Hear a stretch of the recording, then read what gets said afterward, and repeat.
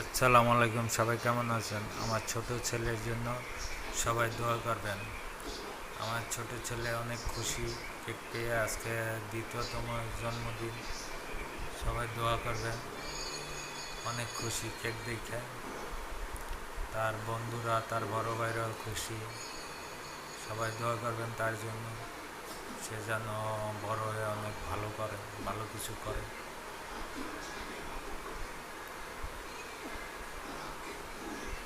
সে দেখছেন কাঁদতে আছে, কাঁদতে আছে যে একটু ক্রিম লাগছে হাতে, এই কারণে সে কাঁদতে আছে।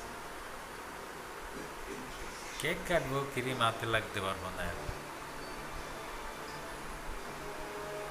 ব্যস্ত।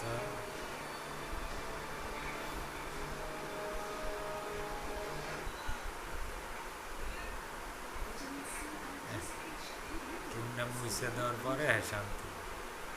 কি খুশি ছোট